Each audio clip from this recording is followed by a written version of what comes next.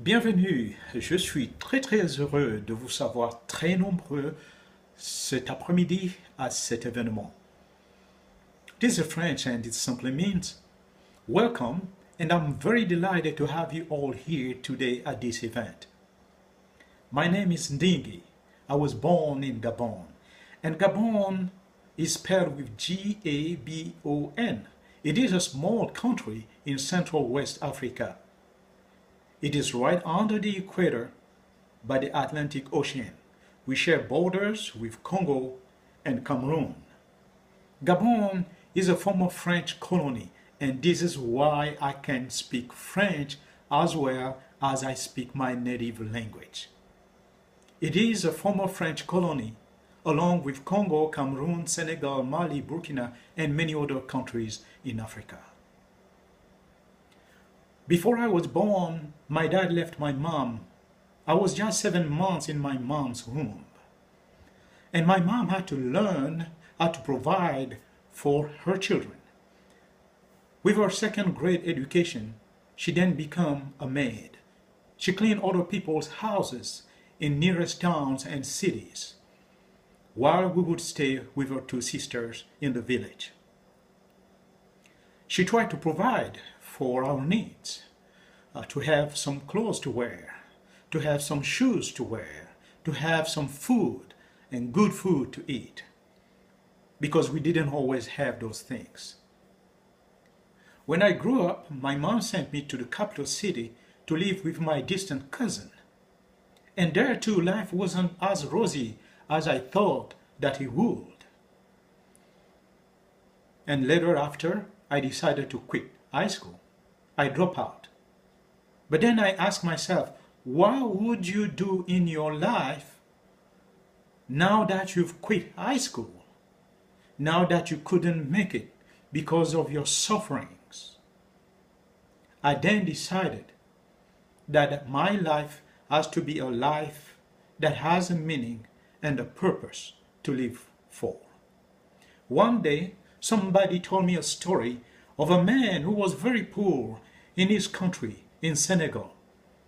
And the story I was told was that that man left his country and came to America.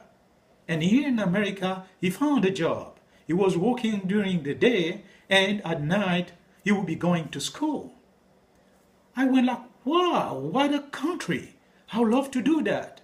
I would love to go to America so I can find a job to provide for my needs and my mom's and my siblings' needs. And then I can go to school at night. And that man from Senegal, according to the story I was told, at the end graduated with a degree in journalism, went back to his country and became a very popular and very good journalist. And I went, that's it. I have to do it. America then became my focal point, my desire of every single day. I started to dream of a better life in America. But it took me many years, about 15 years, before I landed in New York. In the meantime, I was working as a bricklayer. I didn't go to school to learn it.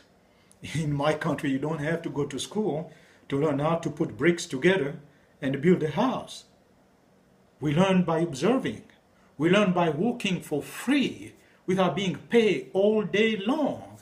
And when you get paid at least 25 cents a day or $1 per day. That wasn't my case.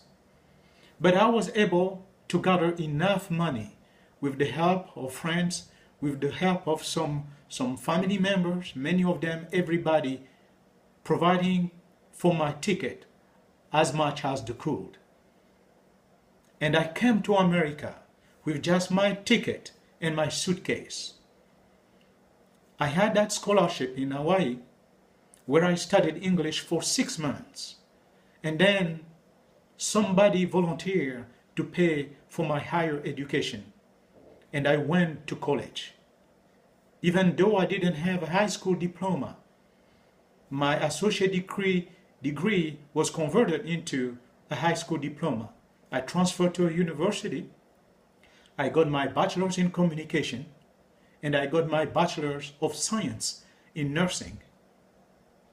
My life has become a success story, very different from how I was growing up. And that because I decided that my life needed to have a meaning and a purpose worth fighting for. You can do the same. What is your focus in life? Live for it or die for it. At least you know what you need to do and go for it until you make it. Thank you.